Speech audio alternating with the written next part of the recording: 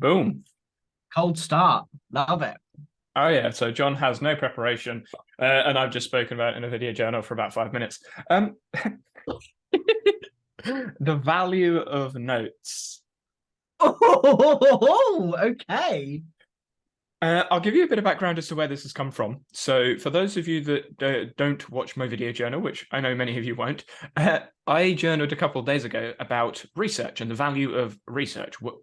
What is it? Because inside of a business, when you value your use for the business, whether it's as a consultant or a product or a service or whatever, there are numbers somewhere that you could use to try and create a value. Something that I think it's future talk about is if you are increasing the ability for someone to do something or a business to do something, they are improving in something which has a value to them. Normally in business, there's a financial value, and then you can use that number to generate how much value something is worth. Whereas research, you don't need research for anything. Ideally you'd want it, but you don't need it. So how do you get any value on it? And then I thought, actually, forget research, notes. Like, how do you value your notes? John, question. Oh, I like the question. First off, how do you define value? Because this is a delicious conversation in the business world that doesn't ever end around what actually is valuable. How do you, because there isn't, unlike what would be wonderful in the simple world, that value is fixed and it is a set amount and it is worth XYZ times multiplied by divided by. It's not quite as simple as that, because I think there is a limit. There is kind of like a higher limit to value of like what is the upper amount someone would spend. This is something that one of my coaches taught me a while back now around, yes, make sure it's valuable and it has value, but that value has to, there is an upper limit. It's not like the possibilities are endless, which is often what's spoken about in the business world. It's very much like, oh, you can charge whatever the hell you like because it's valuable.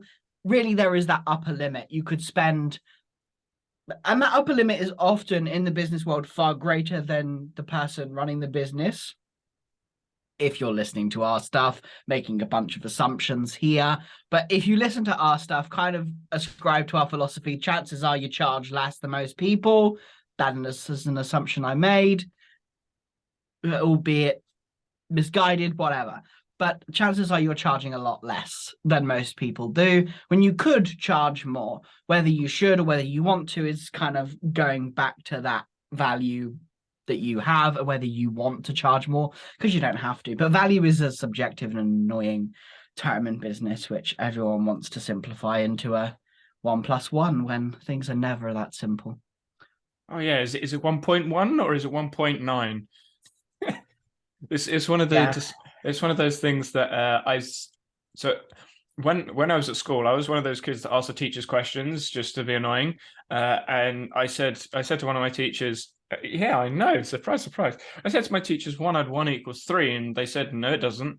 And I said, well, yeah, it does, because 1.4 rounded is 1, 1.4 rounded is 1, but 1.4 add 1.4 is 2.8. And when you round that, that's 3. And they were like, yeah, but it doesn't work like that. Well, yeah, it does. I'm just rounding at different times. And we got into a discussion about it. I was year 7, year 8, so what's that? 13, 14, something like that.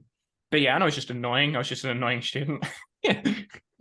But it still comes back to the question of what is the value that you would put on your notes? Because I can't imagine many people going, that note is worth £100, £200, 1,000, whatever. So it's, in my mind, it's not a financial value for most notes. Some notes probably, but most notes I'm not too sure about. Again, depending on what notes you're taking.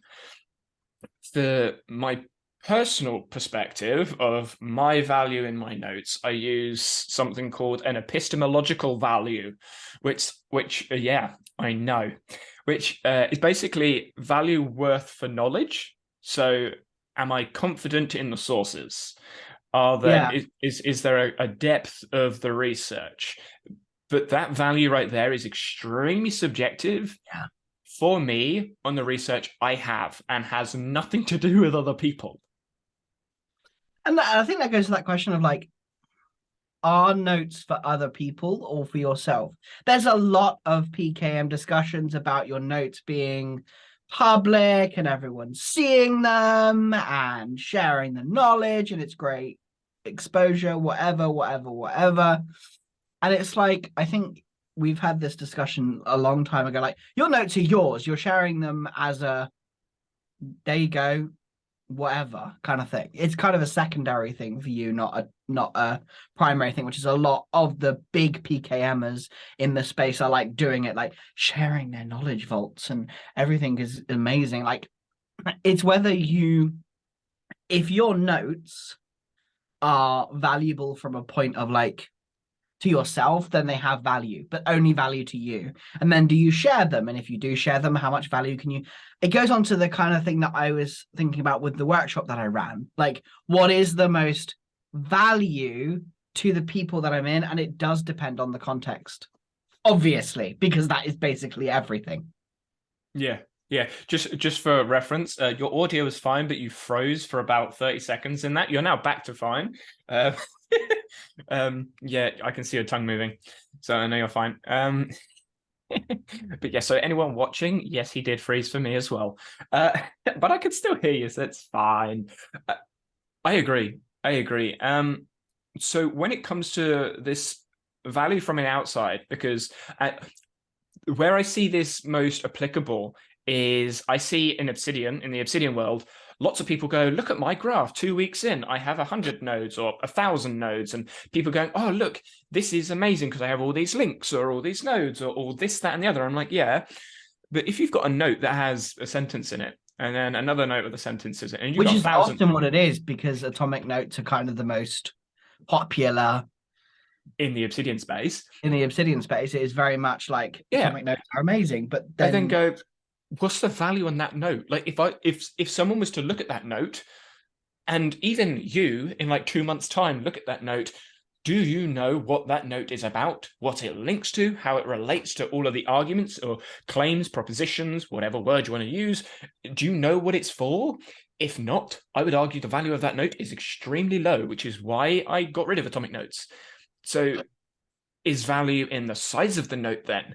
Well, if the note is so long that you don't know what's going on, well, now you've got half a note that's basically redundant because you can't grasp what's going on, so you need an outline. But now you get to the quality of a note, and then the question becomes, okay, what is a good, efficient, quality note that can deliver value? Is it a story? Is it a narrative? What story and narrative do you give? And obviously the questions move on and go further and further. So when people ask, what sort of notes do you take? Or how do you take notes on XYZ? I think we need to consider what sort of value that note is. I mean, students take loads of notes. Are they valuable notes? I would argue no, most of them. Not because they're bad notes, but because they don't know what the value of the note is. They don't know the point of the note. I just I think valuing notes, it's a bit of a weird concept, because for all intents and purposes, the value is zero. I don't think the value is from the note. It's the connections that the note, like, it's the trigger for the person there. It is that, like, hey, here's a thing you're looking at, and I've got my podcast thing up now. Like, oh, your systems are a safety net. Oh, that triggers this for me and that for me and reminds me of these things and that thing. I think that for me is where my value is it's a prompt, a reminder, which then can turn it into something else. It evolves almost into something else. But that right there is like the kind of the point. When it comes to the value of the note, it's going to depend how it relates, like story narrative, to you. And when we think of our notes as extended cognition, if you don't have that extended store for whatever it is that you're doing, then maybe you would struggle doing your business work. So I mean, obviously building a second brain, the course is extremely popular. It's got loads of people to subscribe to that idea. So extended cognition obviously has value. Otherwise, the course wouldn't have been taken. People wouldn't use the idea of a second brain or a PKM system. So there's value in it. And the value in it becomes I think, very obvious when you see the notes that people take inside of, for example, meetings. So that meeting note, if it relates to someone getting a client, well, now the meeting note to remind you to follow up with the client is extremely valuable, because if you don't remember to follow up the client, you may lose the client, and the client could be worth a lot in business. So that note suddenly gets a business related value that you could use in whatever way you want. I think notes are also notes. Here he goes again. Notes are inherently personal as well. And so I think like the biggest value is the value to the individual taking them. I think there's so much more. For me, the value is in the development, my own personal reflective practices, like learning more, like that to me personally is my value.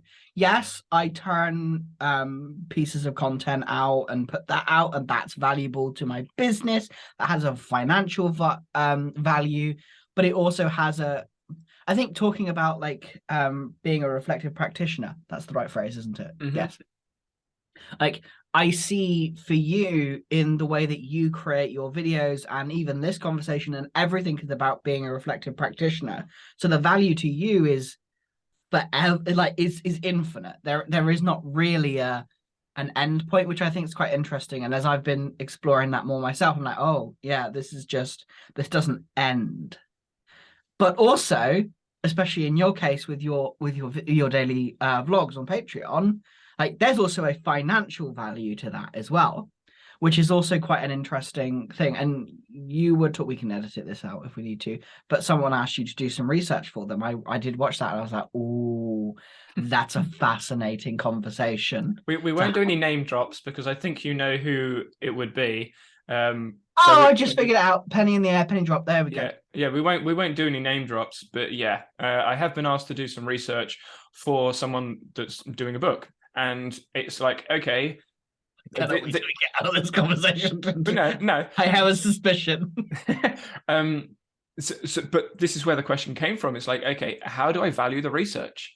Because when I consider my research, these 5 years of higher education plus anything I've done in my own time that goes towards doing a query. Like when you have a researcher in a field doing a query for something, they're not going to do a blanket search of what is intrinsic motivation. They're going to ask, how does intrinsic motivation alter the internal perceptions of the affective change in someone's behavior making a decision towards a certain skill? Like they can add all of that context in, so now you get a meta-analysis or a systematic review that's much more specific to what someone's looking for. And how do you get a value on that, especially when the research isn't necessarily needed for the book? Because the book could just be, hey, here's a point from my experience. That's the interesting thing. That's one of the first things I was thinking about. It's like, does this person realize one, going to you means it's going to be one heck of a review, and the book may completely change and evolve because of it? Because from my experience of you, every time I've gone through some of the stuff with you and spoken to you, it's like, oh, yeah, no, that's a good point. Oh, yeah, that's a really good point. Because my suspicions is the research is deemed as something that is really simple to do. And it will be like, get me the research that supports my story. Because that's often how research is perceived. Is like, I have a story, I want research to back my story. Confirmation bias at its finest. Confirmation bias at its finest. But what you're going to be doing is not that. If they hire you, you will not be doing that, because I think that goes against everything you stand for. It is a moral dilemma I am struggling with right now. Yeah, I could imagine. Because it's like the expectations of a client. And this goes back to like when I did music. Because this to you, research, I see is very similar to music. Research is for you, really, you love it. Like, absolutely. It is not a hobby, is a little bit, there are connotations with a hobby. A bit of an obsessive hobby. Yeah. It's something that you are really good at. You have expertise in. and I think you love so much. So turning it from, and this is exactly my experience with music. I used to love to compose, note the language. I used to love to compose all the time, create music, and so I did it for other people and created music for them for their video games and games that they did. And in the end, there was the client expectation and the agreement that I had with the client and my own, I suppose, creativity were often at odds with each other. And my suspicions is you will have the exact same experience. If you have decided to do this, it will very much be like, here is every bit of research and why everything you're saying is wrong. Because my suspicions is it will be, because the business side of stuff, which is my suspicion is who we're talking about, and that kind of productivity space is let's just say it's not wrong. Oversimplification is a yeah, word I would use quite a oversimplification. lot. Thank you. I am changing my vernacular for that because I keep saying it's wrong, but it's not. It is an oversimplification, and once you start adding like reducing that, as I have experienced with my own work recently, trying to get even just the top line of what is like less simplified. Getting a summary of a complex topic communicated to other people that don't have a depth of understanding around that field is very challenging because there are assumptions you need to make, and by making those assumptions you are inevitably creating potential misconceptions, and misconceptions are much harder to change than like misunderstanding. Like when they don't understand something because they're not experienced with it, meta ignorance, then you can educate them, you can change them. If they have a misconception, they will often relate the misconception with other conceptions or preconceptions they have around other topics, which cements that idea, which makes it harder to change in the future. So if you have an assumption that reinforces a misconception they have already, you're actually doing more harm than good. So how do you avoid that? That's where the difficulty comes in when communicating a topic that you want to simplify, but not too much that those assumptions are a pain. And it is very difficult to do. So yes. difficult. Because I'm just looking so for context, I actually have a workshop that I did, which was around task taming and helping people to kind of almost reconsider task management from a perspective of like it's not about input output kind of thing. It's not just about that, which is what the productivity common advice is, but it's more of a dynamic system, obviously. And so introducing that concept. Everything's a system. And then the anarchists go, fuck that. But yeah, and so trying to translate that into something that is cohesive is not, and not overly simplified is not an easy task. And I think with a book, with a gem pop book, it's going to be even harder. So because either what will happen is you'll have a really like meaty book, but no one will read it. Academics. Apart from academics, but then academics will know most of the stuff that will be no. So this is where I think the biggest misconception about academic books are. What academic books are is not surfacing of research or delivery of facts. It's arguments. Every academic book is an argument. It's an argument for something or against something, and they use the research and the sources and their understanding interpretation to back up their argument. So a book, for example, the textbook on cognitive psychology is about 1,200 pages long. But all the way through the book, the authors and the people that have contributed to the book, they argue that cognitive psychology is one of the better solutions to the problems that we have trying to explain how memory may work. But there's no, this is how it works. They argue based on their research, based on their sources, their experiments, this is what we found so far. This is what we can see. And this seems the best explanation. However, they also say, but it doesn't quite work because of this, or this hasn't been considered yet, or we need to know more about this. And that's why you should be using ecological ecology, because there's no arguments against. Well, bias. Well, no arguments against. Yeah, the entire world. Yeah, the majority of the world have arguments You're all against it. wrong. But just as an example with an academic book, and when you get into the Gen Pop books, they don't make argument. This may be a hot take. They don't make arguments good enough to really have any standing. That's spicy take. Like the way I see it, right, is I heard that. I heard that. Yeah. Oh, I'm in so much trouble right now. Go. Yeah. So I don't read Gen Pop books because the arguments are so poor most of the time. When they make a claim, the claim is not founded on much research. The claim is also not supported by outside research. And then the claim isn't critiqued or reflected upon in the book at all within the text, from what I've seen. And they very rarely critique their idea in most Gen Pop books that are talking about ideas. And if you're not critiquing your own idea inside of the book, you're automatically creating misconceptions because, well, people are going to go, well, I don't agree with that, so I'm going to think my own, which is fine. They can think on their own. But as soon as you have someone's own interpretations of the idea you're pushing, now you're not pushing your idea or your argument. Now it's you v them. It's the writer versus the reader.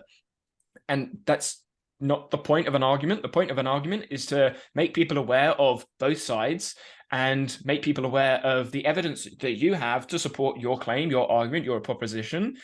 And there are people on YouTube that do this very well. Philosophy Tube does it well. Johnny Harris does it well most of the time. Sometimes he lacks research for whatever reason.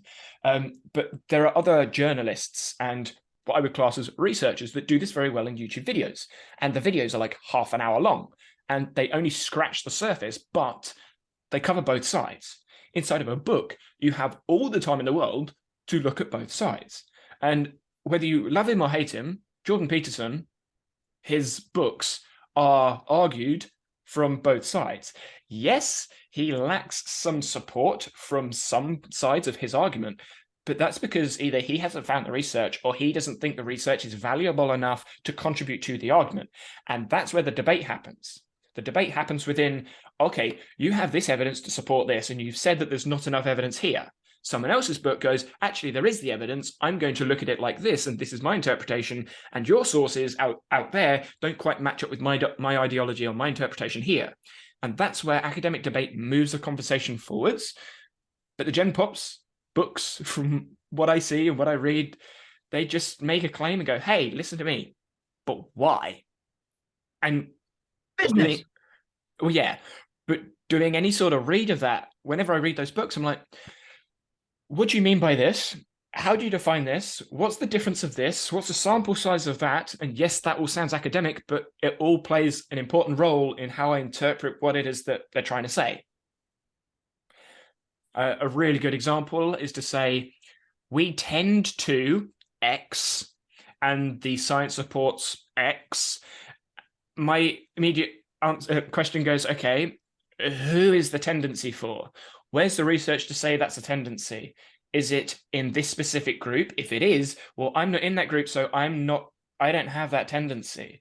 Or I am in that group, but I don't have that tendency. So how real is this tendency that you're finding? Was the study reliable? And these questions come to mind when I'm reading a book. And if you don't have any answers or any explanation in the book, then I'm like, well, you're just making a point and not backing it up, which is pointless because everyone can do that. Hello, look at the internet.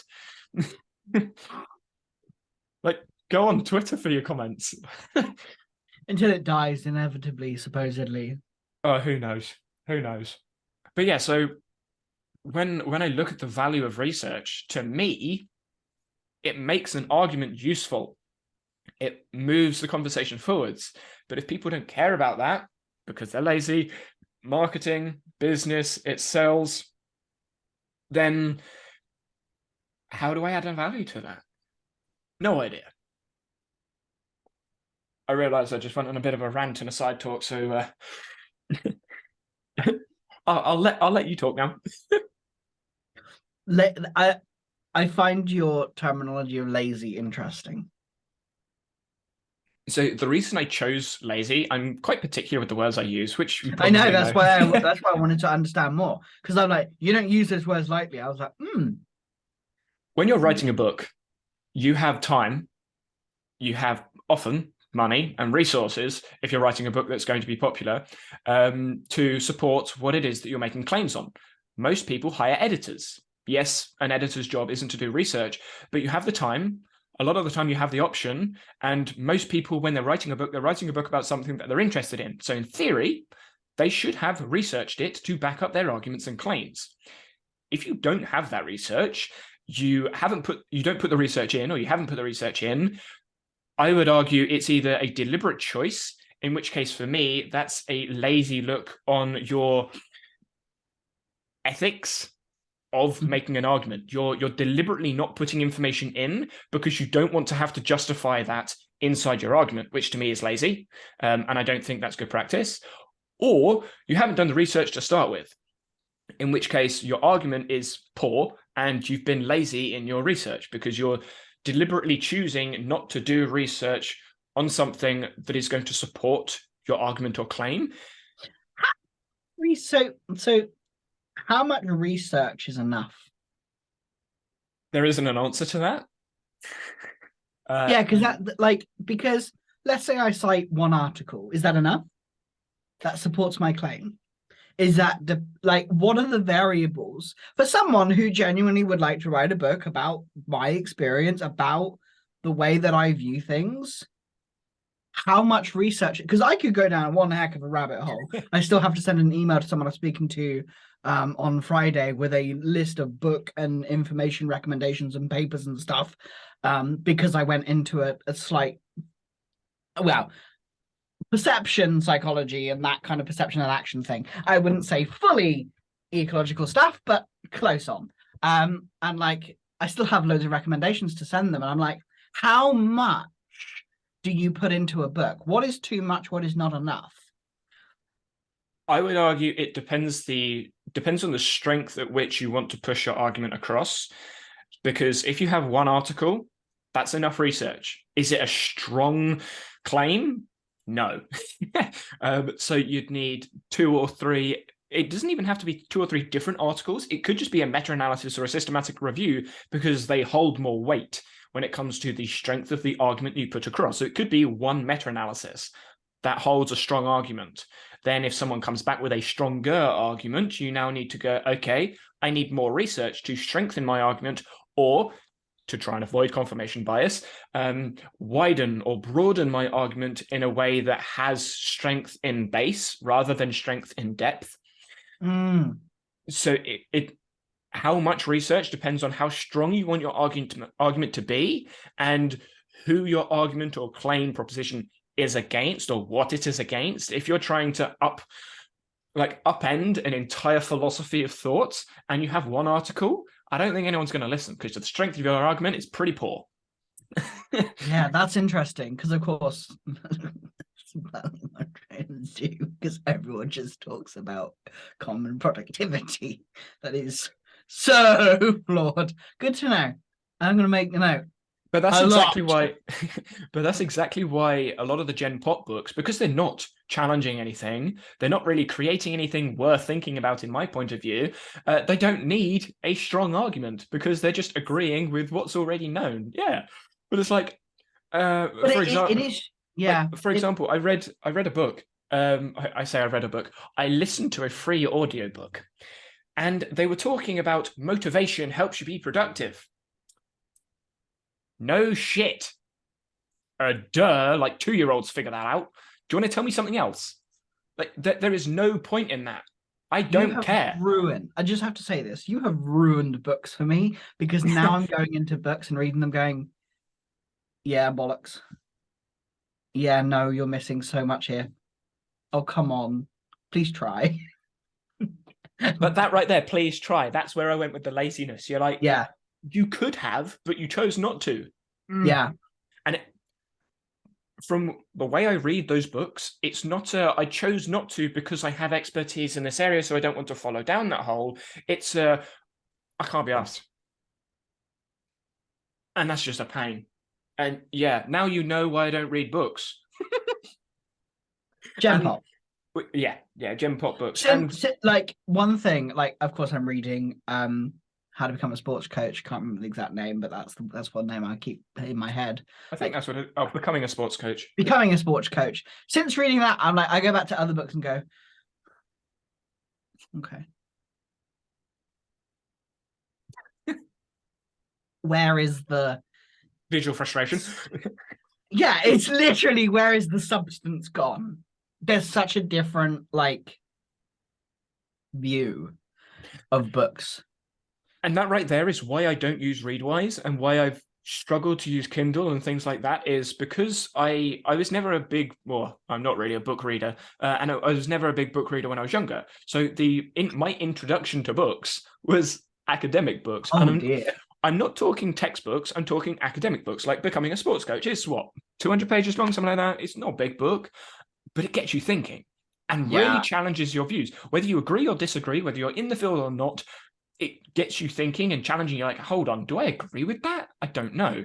And they're the books I've read. I've got 9 books in my bookshelf, but they're all like around 300-400 pages long that take you. But they are the most intense and dense 300 pages that you'll ever read. Yeah, I must admit, when I first looked, I thought, 300 pages. Oh, that'll take me a day.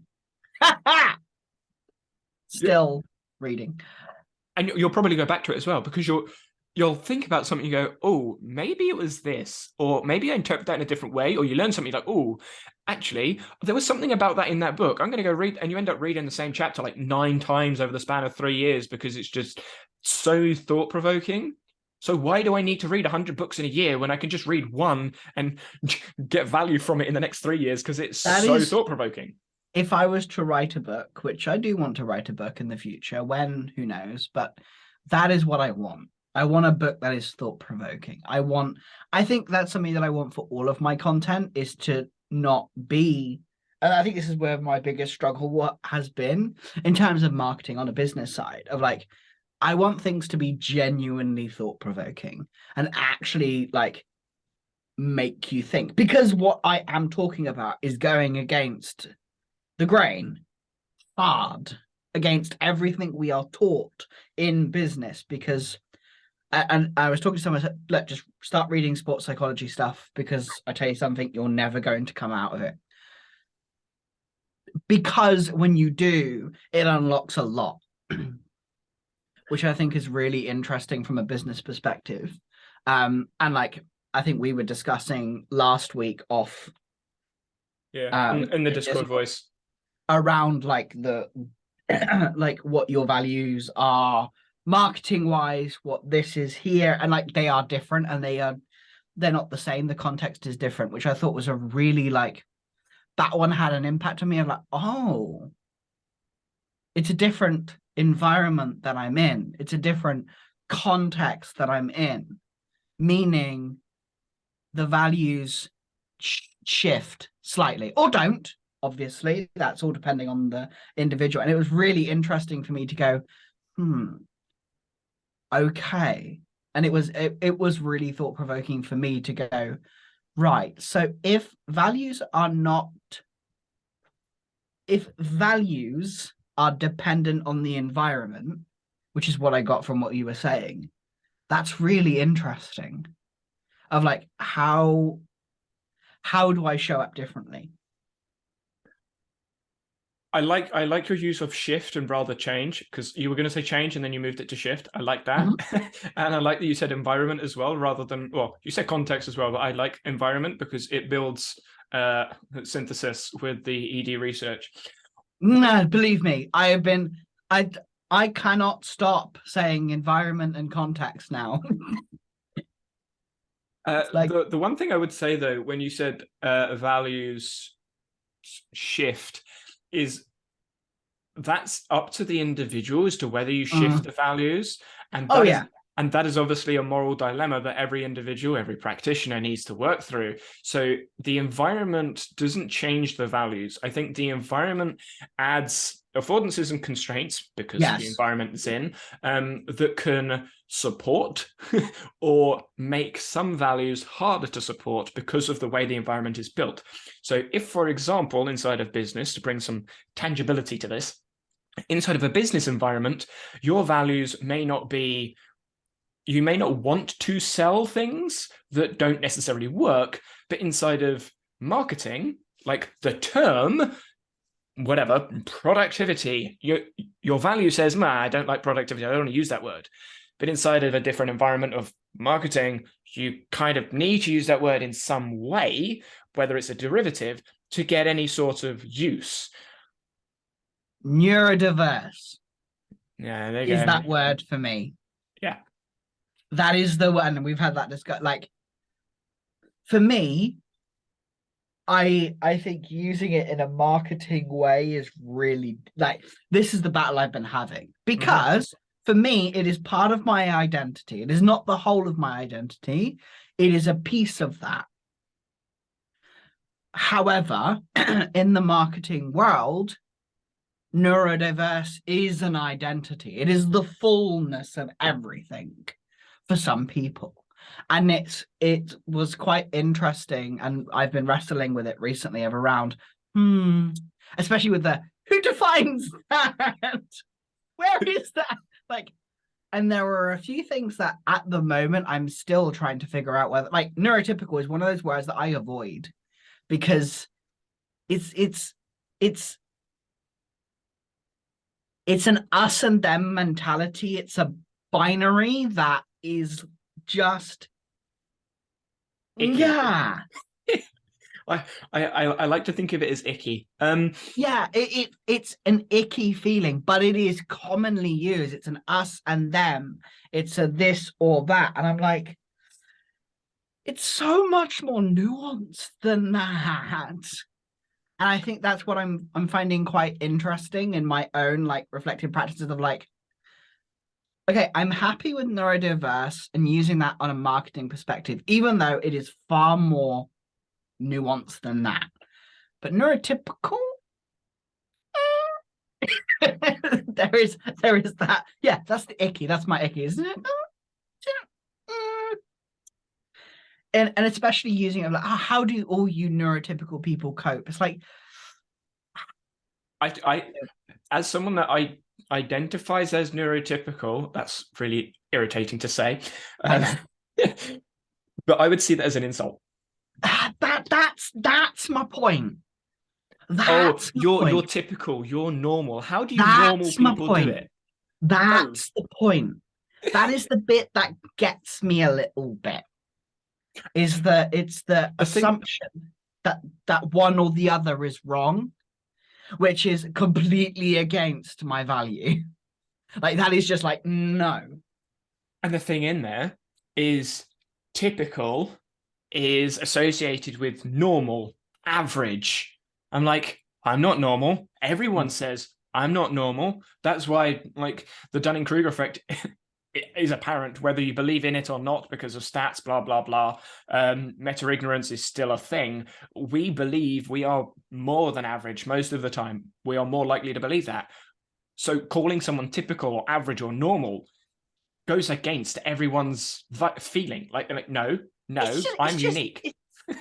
Yeah, it's just, it's a binary, which I'm looking at I have a lot of binaries that bias me, and I'm looking at them and going, okay, yeah, some of those binaries aren't working. They're not in alignment. Ooh. That's one of the reasons that when I'm not when I graduated, but when I moved out of university research towards this online world, sort of towards the end of my third year of undergrad, when I was reading and consuming, well, I wasn't reading, when I was consuming all this content online, it was just so frustrating. And I was like bashing my head against a wall. I couldn't understand why people were doing this. And even now, I'm the same. And what I've actually started doing, which helps me, it's kind of like my vice. With videos, if I watch a video that I know is going to trigger me, I will watch it not because I know it's going to trigger me or because I want to slander whatever the person's saying, but I want to see if there is something in there that they've researched. And this is hard as a reflective practitioner. This is something hard that you need to do, is to look at the other side. So I need to look at, I'm not talking about different views. We may agree that you need to do practice. Maybe they're saying spaced repetition. We agree on that. What we disagree on is the research, the arguments they're putting forwards, or lack of arguments they're putting forwards for it. And yeah, and the other, yeah. I feel like, well, I'm a boxing match. I'm just swinging punches and they're just standing there taking it because they can't defend themselves. But the hard part for me is consuming that information and going, you haven't done this, you haven't considered that, have you thought about this? And I need to recognize that they are in a different space than I am, like mentally. They have different research than I do. So I can't just ignore it and go, no, you don't know as much as me, I'm going to ignore you. Because that ignores anyone that I perceive as not knowing as much, but they may know more than me. So I need to accept the discomfort and watch those videos. So what I do is now, inside of comment sections of videos, you'll see me in YouTube, is I'll write something, thoughts while watching, and then I'll just bullet point the questions that I have while watching. It's not to say, ha, I got you. It's to say, while watching this, I didn't understand this, I was confused by this, and I was thinking this. As a creator, they, in my eyes, morally, should be then going, okay, I assumed these things, let's try not to assume them if they read the comment. And then as a person, they go, okay, maybe I need to address these questions personally from my philosophy, looking at whatever it is they're talking about. And in an ideal world, they'd then give me some answers. I've had one response in 200, maybe 300 comments now. I get loads of hearts, but I don't get responses. And I understand that on YouTube, because most of the creators probably don't know who I am, and I'm just this person asking questions in the comment section. But that right there is, to me, laziness. And it's emphasized when I watch another video of that creator and they haven't considered any of those comments, and I know they've liked my comment because they've done the heart thing. If they've hearted a comment of mine that challenges their preconceptions and their thoughts, then they do another video that's about the same thing, that's laziness. And I see it all over YouTube, and it's a pain. And I also see it in blogs as well. I see it in discussion forums, and it's just annoying. And that's where, for me, the value, going back to our point, the value of research, a lot of people don't care. So how do I value something that a lot of people don't care about, even when you shove it down their throats and they spit it out?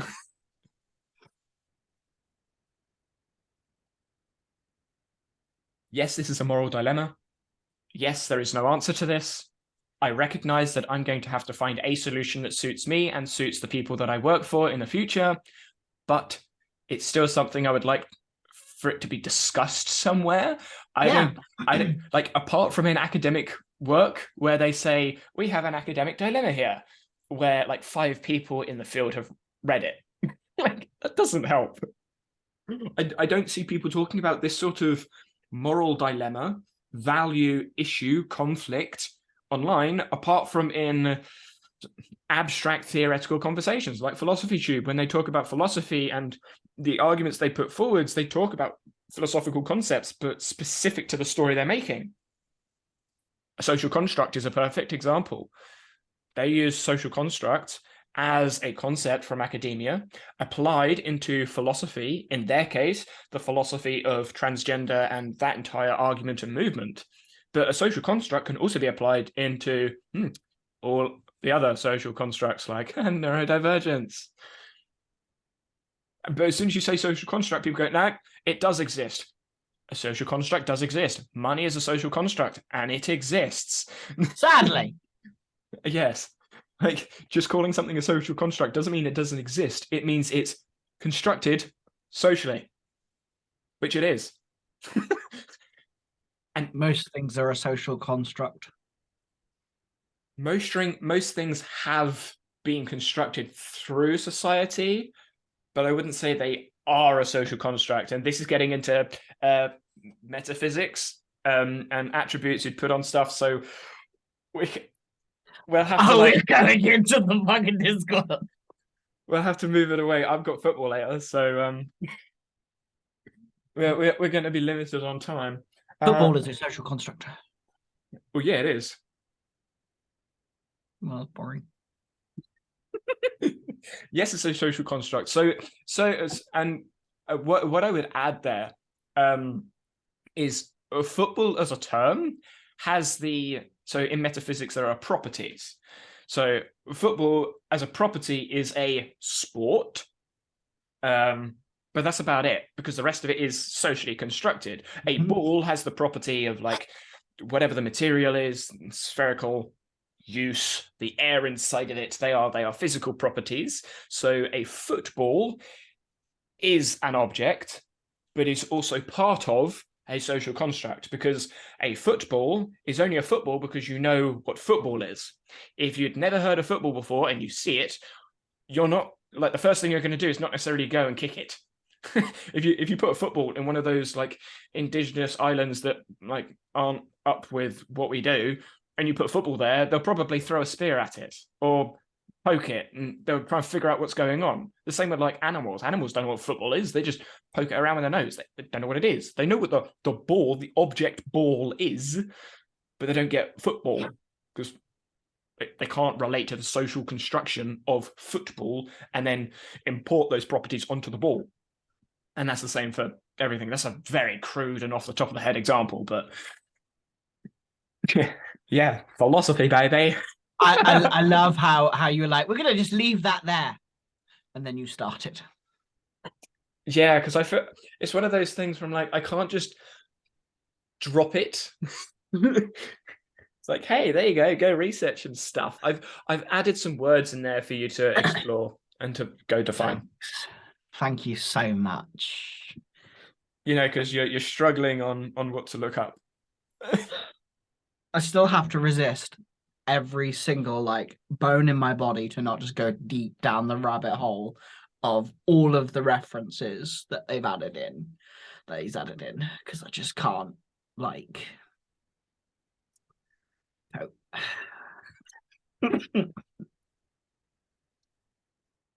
Well, I think that was a pretty insightful episode into what value is, and I'm intrigued to see other people's opinions as to how they value their notes, how they would value research, and how they value the content online that doesn't hold what I'm gonna call strong arguments for the claims that they make in videos.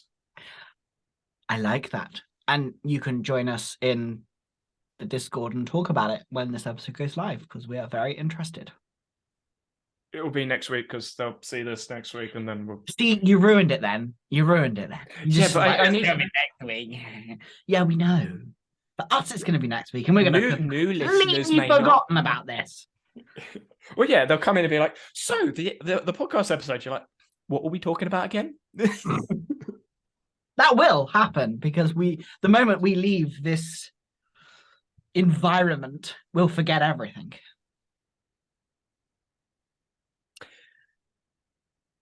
No, we won't. Really I'm going to put a cork in that.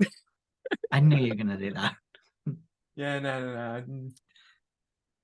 I don't agree. End of episode. Oh, that's boring.